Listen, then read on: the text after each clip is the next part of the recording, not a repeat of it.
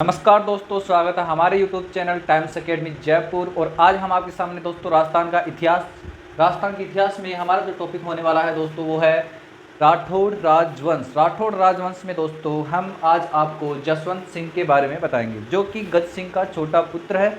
और गज सिंह का बड़ा पुत्र कौन था दोस्तों? अमर सिंह। और अमर सिंह जब उसको उत्तराधिकारी नहीं बनाया गया था तो वो बादशाह शाहजहाँ की शरण में चला गया था उस समय। तो शाहजहाँ ने उसको अलग से एक रियासत यानी कि नागौर रियासत का गठन करके उसे नागौर रियासत का शासक बना देता है। और यहाँ पर जसवंत सिंह जोधपुर में जो है, जोधपुर का जो शासक बनता है वो बनता है दोस्तों जसवंत सिंह।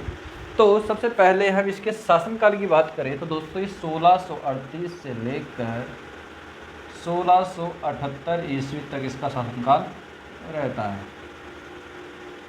इसके शासनकाल में काफ़ी उतार चढ़ाव आता है दोस्तों जसवंत सिंह के शासनकाल में। तो वो कैसे कैसे आते हैं वो देखो। सबसे पहले तो दोस्तों इसका राज्याभिषेक की बात करें तो राज्याभिषेक दोस्तों इसका आगरा में हुआ था। कहाँ पर? आगरा में। तो यहाँ पर इसकी छोटी छोटी बात लिख दो दोस्तों। ये है राज्याभिषेक कहाँ पे हुआ था? आगरा में। ठीक है दोस्तों, ये हो गया आगरा।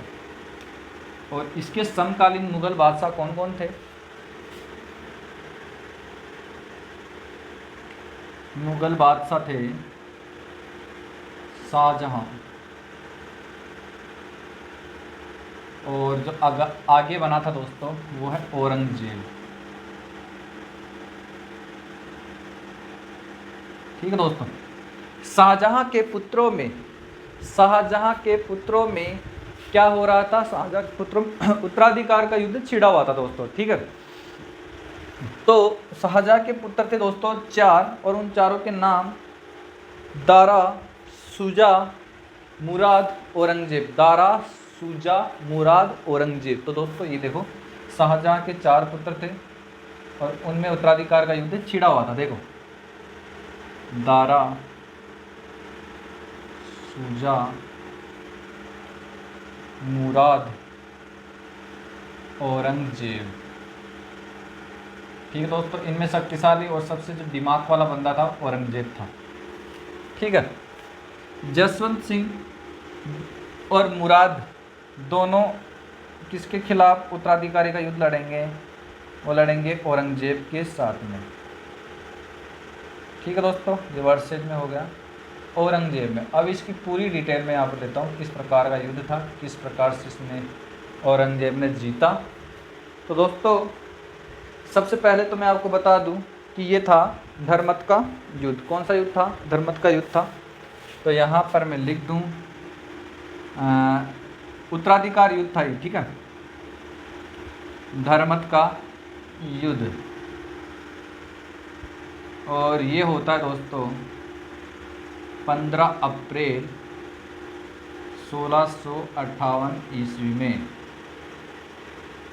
ठीक है, 15 अप्रैल 1658 ईस्वी में।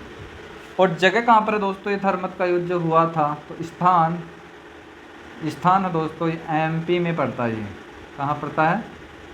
एमपी में। दारा सिखों की तरफ से लड़ने वाला था जसवंत सिंह। तो इनके बीच में जब युद्ध होता है तो औरंगजेब जीतता है और ये दोनों की सेनाओं को हरा देता है। ठीक है।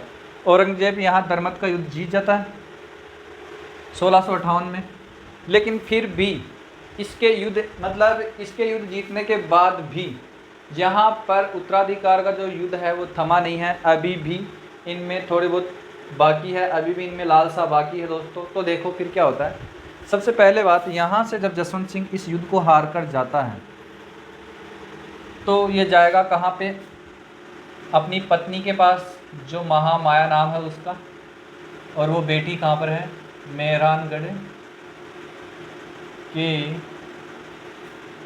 मेहरानगढ़ जो दुर्ग है कि गेट जिसको हम बोल सकते हैं दरवाज़ा, मेन दरवाज़ा, मुख्य दरवाजे पर बैठी है, दरवाजे पर।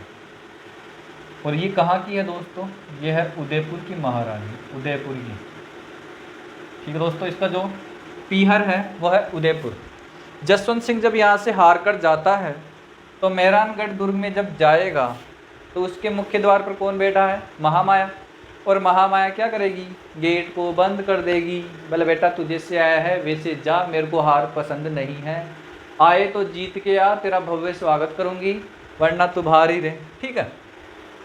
अब फिर जसवंत क्या करे, बोले मेहरानगढ़ में दुर्ग में तो जाने नहीं दे रही। ठीक है, तो ये क्या करता है, अपना जो गुजर बसर है वो आसपास के कहीं क्षेत्रों पे वहीं पर ही करता है, ये दुर्ग के अंदर प्रवेश नहीं करता है। ठीक है दोस्तों।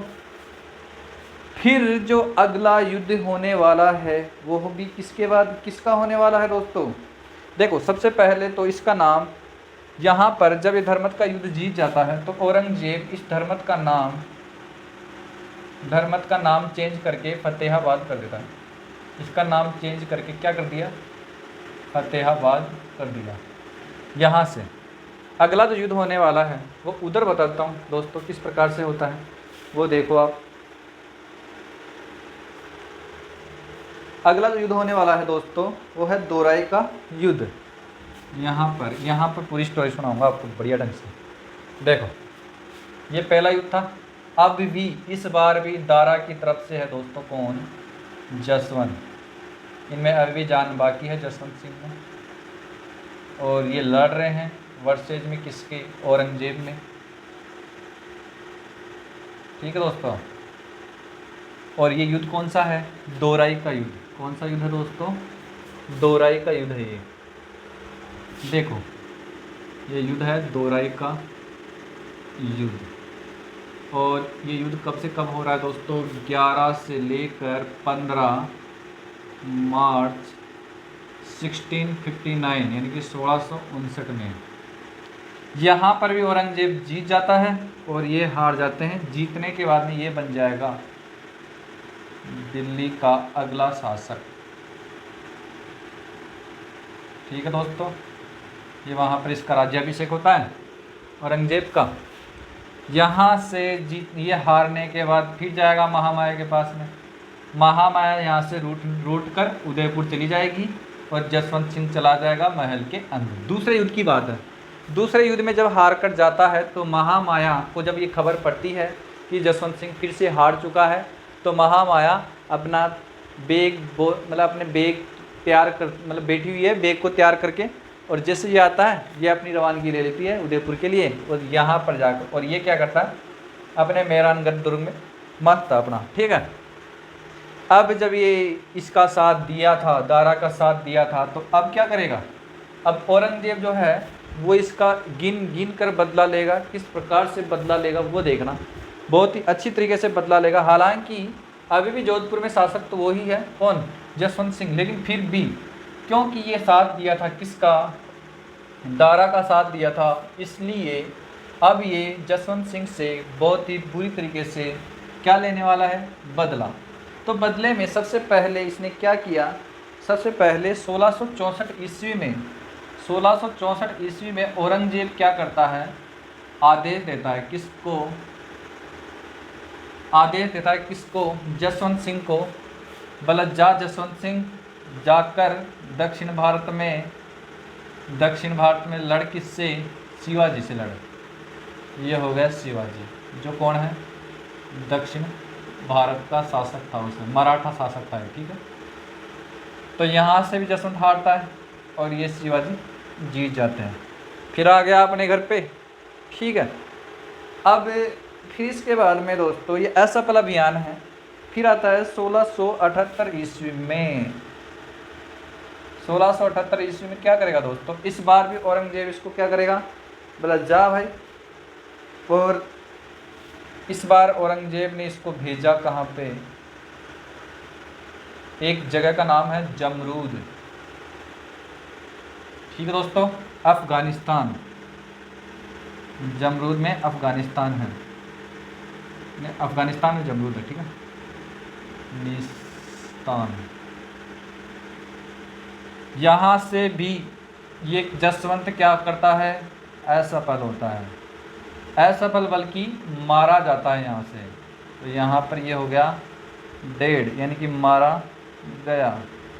लेकिन इस युद्ध में इसके साथ में इसकी दोनों पत्नियाँ, एक पत्नी का नाम है दोस्तों जसवंत दे और एक का पत्नी का नाम है जादम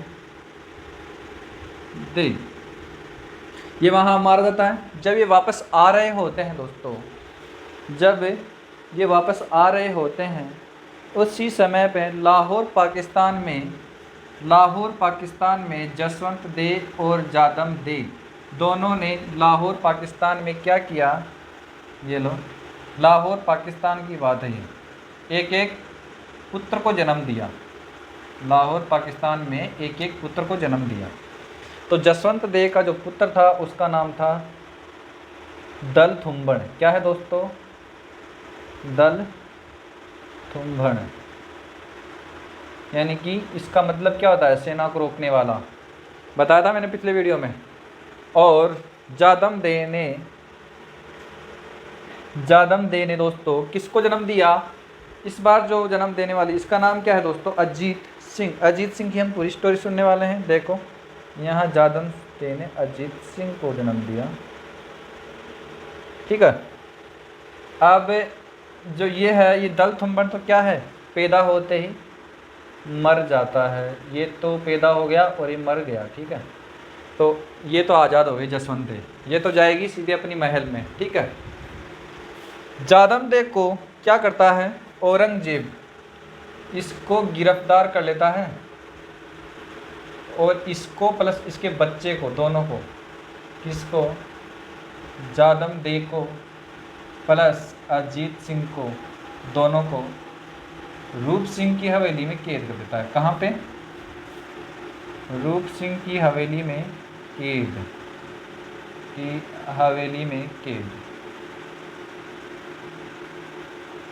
ठीक है दोस्तों। जब ये खबर पड़ती है किसको? जोधपुर वालों को। तो फिर यहाँ से क्या हाल होने वाला है वो देखो आप। जब ये खबर पड़ती है जोधपुर वालों को, तो जोधपुर में कौन कौन है? दुर्गादास, ठीक है, गोराधाय, और इसके अलावा और तीसरा जो व्यक्ति है दोस्तों वो कौन है? मुकुंद दास बाघेली। तो देखो बाघेली, मुकुंद दास जो वहाँ की क्या है? रक्षक है।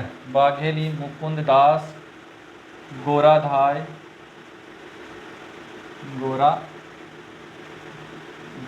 ठीक है दोस्तों। बाघेली, मुकुंद दास, गोराधाय, दुर्गादास राठौड़, ये भी फेमस है। ये चारों के चारों क्या करते हैं? चारों के चारों मिलकर एक प्लान बनाते हैं, और प्लान कुछ इस प्रकार से बनाते हैं दोस्तों कि ये आते हैं कालबेलिया रूप में। क्या दोस्तों? कालबेलिया रूप में आते हैं, और कालबेलिया का रूप, और आकर और रूप सिंह की हवेली में आते हैं। वहाँ पर अजीत सिंह की जगह गोराधाय जो है, गोराधाय का पुत्र, अजीत की जगह गोराधाय का पुत्र छोड़ आते हैं। इसको तो छोड़ दिया दोस्तों, और बदले में किसको ले गए? अजीत सिंह को वहाँ से ले गए, क्योंकि वो छोटे थे दोस्तों, ठीक है। तो अजीत सिंह को वहाँ से ले जाते हैं और गोराधाय को वहाँ पर गोराधाय के पुत्र को वहाँ छोड़ देते हैं। ये खबर इसको पड़ती नहीं है। जैसे जैसे गोराधाय का पुत्र बड़ा होता है दोस्तों, गोराधाय का पुत्र, तो इस पुत्र का नाम तो औरंगजेब रख देता है, क्या? मुहम्मद शाह, ठीक है। इस पुत्र को ये लेकर आएंगे कहाँ पे? अजीत को लेकर आएंगे कहाँ पे? सबसे पहले तो वहाँ लेकर आएंगे कहाँ पे? मेहरानगढ़ में। लेकिन वहाँ पर जब पता जब इनकी जो राजनीति होती है दोस्तों, पन्नाधार, दुर्गादास, इन सब की, कि नहीं अगर वहाँ लेकर जाएंगे, लोगों को अगर पता चल गया और अगर वो औरंगजेब को बता देंगे तो अजीत सिंह की हत्या कर देगा औरंगजेब। तो इसी प्रकार से उनका साथ देने के लिए क्या किया? जय सिंह यानी कि मेवाड़ का एक उस समय का शासक था, मेवाड़ का शासक था। क्या नाम दोस्तों उसका? जय सिंह क्या करता है? उन्हें जागीरी देता है, ठीक है दोस्तों, जागीरी प्रदान करता है। लालन पालन करने के लिए, अजीत सिंह को लालन पालन करने के लिए जय सिंह क्या करता है? जागीरी प्रदान करता है। और इसका जो लालन पालन है दोस्तों, यानी कि जय सिंह का, वो कालिंद्री गांव में करते हैं।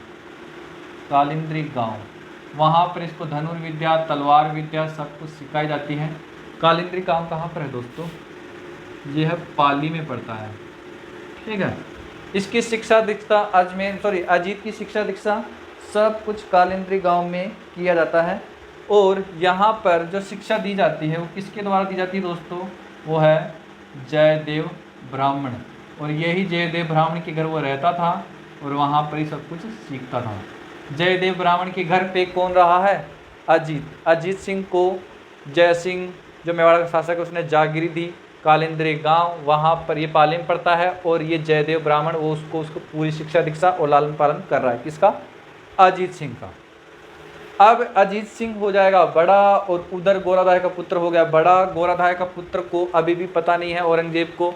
औरंगजेब ने इसका नाम मोहम्मद शाह रख दिया और अजीत सिंह यहाँ बड़े हो गए। और बड़े होकर फिर इन्होंने क्या किया?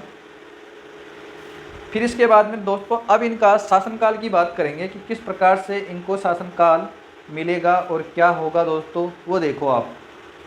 तो यहाँ पर अभी भी जो पालन पोषण कर रहा था वो जयदेव ब्राह्मण कर रहा था, प्लस में यहाँ पर दुर्गादास जो है वो भी इसका पालन वालन कर रहा था दोस्तों। तो देखो अब आगे क्या होता है। तो कुल मिला के अब जो शासक बनेगा वो बनेगा कौन? अजीत सिंह। तो अजीत सिंह शासक बनने के बाद में क्या होगा क्या नहीं होगा वो देखो आप। तो छोटी सी फिर यहाँ पर हमारा वीडियो खत्म हो जाएगा दोस्तों, क्योंकि अब काफ़ी लंबा हो चुका है वीडियो। तो देखो मैं आपको स्टोरी और फिर इसके बाद दोस्तों जो PDF है मैं लास्ट में एडिट करके बता दूंगा आपको, तो यहाँ लिखने की आपको टेंशन है नहीं, ठीक है दोस्तों। यहाँ से अजीत सिंह बड़ा होकर शासक बनता है, कहाँ का शासक बनता है? कहाँ का? जोधपुर का, ठीक है। ये बनता है अजीत सिंह। हाँ, इसके पहले दोस्तों एक छोटी सी बात बता दूं, 1678 में 1679 में औरंगजेब जोधपुर को खालसा घोषित कर देता है दूसरी बार, ठीक है। तो दूसरी बार खालसा घोषित कब होता है दोस्तों? 1679 में, ठीक है। अब कौन कर रहा है खालसा घोषित? औरंगजेब, ठीक है। किसको? जोधपुर को, ठीक है दोस्तों, खालसा। तो ये मेरे छूट गया था, देखो देखना आप। हाँ, अब देखो यहाँ पर जब अजीत सिंह बनता है तो अजीत सिंह बनेगा तो इसका अगर शासनकाल हम देखें दोस्तों तो इसको अगर हम 70-80 से जोड़ लो आप, ठीक है दोस्तों। क्योंकि अभी तक क्या है, शासक कुछ भी नहीं है, तो नॉर्मली काल्पनिक ही समझ लो, चाहे उसका लालन पालन कहीं भी हो रहा हो अजीत सिंह का, लेकिन फिर भी अगर इसका शासनकाल की बात करें तो दोस्तों 1680 से लेकर 1724 तक मानते हैं, ठीक है दोस्तों, 1724 तक। और वैसे शासनकाल के आपके वहाँ कृष्ण आने वाले भी नहीं इतना, ठीक है। देखो अब क्या होता है, यहाँ पर अजीत सिंह के साथ में कौन है? अजीत सिंह प्लस कौन है दोस्तों? दुर्गादास। ये दोनों शासन चला रहे हैं आराम से मिलकर, ठीक है। अजीत सिंह तो एक नॉर्मल है, इसका जो मेन जो कार्य करता है दोस्तों वो सब दुर्गादास है। यहाँ पर दोस्तों अब इसके बाद में यहाँ पर इस समय में जब ये बना, इस समय में अकबर द्वितीय भी अपनी सेना प्लस में वाद हो रहा था किसके बीच में? औरंगजेब के। और औरंगजेब की सेना यहाँ थी कमज़ोर, यानी कि स्थिति थी कमज़ोर, स्थिति कमज़ोर। और ये साथ देने वाला था दोस्तों किसका? अकबर द्वितीय का। स्थिति को कमज़ोर देखते हुए औरंगजेब ने क्या किया? औरंगजेब ने कहा दुर्गादास तू मेरी तरफ से आ जा, ठीक है।